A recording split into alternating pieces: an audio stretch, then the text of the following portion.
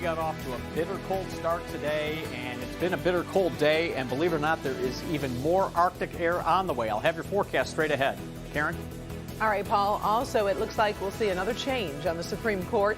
Is one of the justices ready to retire? Paula? Well, how do you describe brouhaha? Just say Disney and a remake of the movie Snow White, and you've got brouhaha. I'll explain. These stories and more are happening right now on Local 4 First at 4. Live from downtown Detroit, home of WDIV and Click on Detroit, Local 4 News First at 4 starts now. Good afternoon, everybody. I'm Karen Drew. First at 4, all eyes are on the Supreme Court Justice Stephen Breyer. Sources are telling several news outlets he will be stepping down from the bench. Kimberly Gill following this for us. And if Justice Breyer steps down, that will definitely put a spotlight on a big campaign promise that the president made, Kim. Indeed, Karen, good afternoon to you. While running for president, Joe Biden pledged that he would name a black woman to fill the next opening on the high court. Well, now, as you said, it looks like he'll have a chance to make good on that promise. First, here's where things stand as we know it. Sources close to the situation are telling NBC and the Associated Press Breyer will step down at the end of the current term. Those sources, though, are speaking anonymously to avoid upstaging Breyer's own announcement, although it seems that's exactly what will happen. Breyer is 83 years old. He's been on the court for nearly 28 years. He was appointed by former President Bill Clinton, and during his time on the court, Breyer has been liberal to moderate, trying to forge majority decisions. So far, we're told there's been no formal letter of resignation, and that has President Biden commenting very carefully. Every justice has the right and opportunity to decide what he or she is going to do and announce it on their own. There has been no announcement from Justice Breyer. Let him make whatever statement he's going to make, and I'll be happy to talk about it later. Once Justice Breyer officially outlines his plans, we'll get a timeline on the appointment and confirmation process. Of course, there's plenty of speculation underway. We'll have a lot to talk about in the coming weeks and months. But for now, Karen, we'll send it back to you. All right. Thank you, Kim. Sure. Well, don't let the sunshine in downtown Detroit fool ya. It's bitterly and dangerously cold outside. Paul Gross is tracking those temperatures in our first forecast. So where do things stand right now, Paul? Oh, very cold, Karen. Look at how we started off the day. I mean, the warmest spots were in the single digits here in Wayne County, and then you get out away from the city, and there were a number of us that were below zero this morning. Even down on the water there in Monroe was 2 below zero for a low temperature, and because of this cold air, we still have that ice jam in the St. Clair River. So this flood advisory has now been extended till 8 o'clock tonight, so we are going to continue to monitor that situation for you as well. Outside right now, we didn't even make it to 28 degrees today. You can see we're in the teens right now. Wind chills are generally in the single digits in most areas. And if you're going to the Red Wings game tonight, it's going to be a cold walk from the car to the arena and the arena back to the car. Temperatures falling through the teens. It's going to be dry, but it's just going to be cold. Original 6 matchup there. I love those over at LCA. Be back to tell you when the next Arctic blast is coming in, and it's coming in soon, Karen. We'll see you in a few.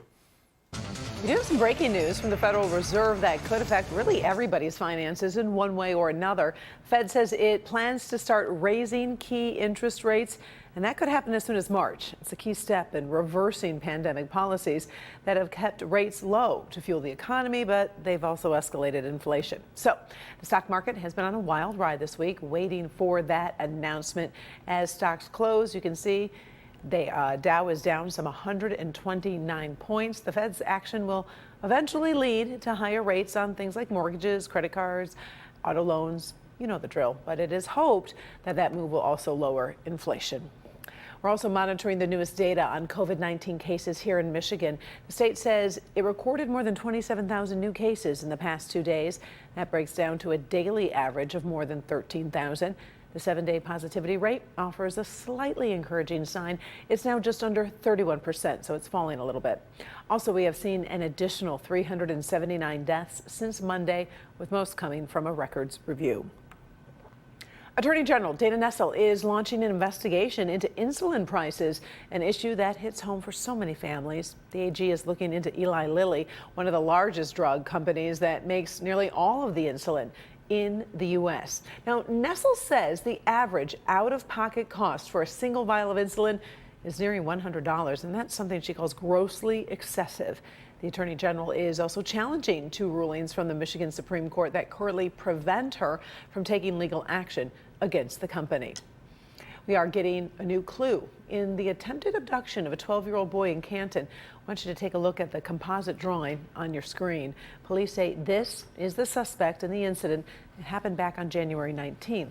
They say the 12-year-old student was just at a bus stop over on Mott Road when a man tried to grab him.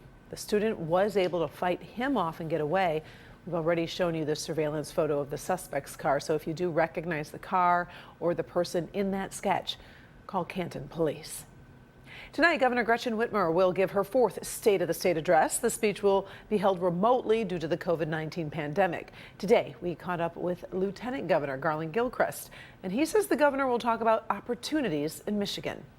We're going to be talking about some great things, and that General Motors investment, I just want to put a finer point on it. It's the largest investment General Motors has ever made, and they're going to be building electrified vehicles and batteries here in the state of Michigan, and we're super excited about what that means for the jobs, for the UAW workers, and for our economy and the future of the mobility industry.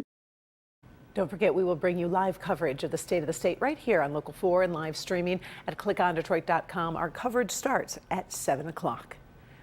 The animated Snow White is a classic kids movie, but does that hold up in this new century? Disney is planning a live-action redo and cast a Latin actress Rachel Zegler in the lead role. But another well-known actor says, wait a minute, you are forgetting something. Paula Tutman jumps into the latest cultural conversation for us. Paula? Yeah, hi, Karen. So, of course, we're talking about Snow White, and a lot of people know this classic. And people are talking about this one because as big influencers like Walt Disney, they try to diversify and be more inclusive. Think about their suite of princesses from, say, Mulan to Jasmine to Tiana. Also, remember, late last year, Dr. Seuss pulled books, or rather his publisher, pulled books because they were, basically insulting to a lot of cultures. Well, for this one, this is an ongoing dialogue that really asks the question, just because it's a classic, does it mean it's okay? This is how Snow White was depicted in 1937, and since then there have been numerous iterations of the story and the characters. Snow White and the Huntsman is a great example of a change in narrative. Instead of a high-pitched, demure soprano, how do you do? Snow White is featured as an armor-wearing, avenging, bad, shut your mouth. Who are you? Why does the queen want you dead? You should know you're the one hunting me. It is proof positive that literature and even the written word is a living, breathing organism that changes with the times, and change is not bad and doesn't hurt the classics. According to Dr. Leanne Sandip Wilson, a scholar in children's literature at Houston University in Maine. Literature is written in a time and place by a person in that time and place. But what happens is the story is still a universal story that can be then revisited in another time and place. A flip through the pages of the classics and many movies that depict dwarfs, dwarfism, and little people as mythical, magical, or comical is incredibly painful to Michelle Krause, who just happens to have dwarfism. When people see people with dwarfism on the street, that's going to be their kind of instinctual association. She's happy the snow is flying on this topic. The people at Disney are very creative, and just like they thought about casting a Latinx actress to play Snow White, I think they can really come up with dwarves being something else, or it being, creatively reconstructed to have entertainment appeal, but also to be sensitive and appropriate. Disney is a powerful company and for its part put out a statement saying, to avoid reinforcing stereotypes from the original animated film, we are taking a different approach with these 7 characters and have been consulting with members of the dwarfism community. We look forward to sharing more as the film heads into production after a lengthy development period. I think it's a good thing that these kinds of things are being moved forward, that people are wrestling with how to bring the modern world into what we've used before, how to see it through new eyes. So, of course, this brouhaha was started by Peter Dinklage, who you may remember starred in the Game of Thrones. He happens to be an actor who has dwarfism, and basically he's challenging the notion of whether or not it's okay to keep saying something, even if you know it's not true, Karen. I like what Michelle said, being sensitive and appropriate. It's important to revisit these things, most definitely.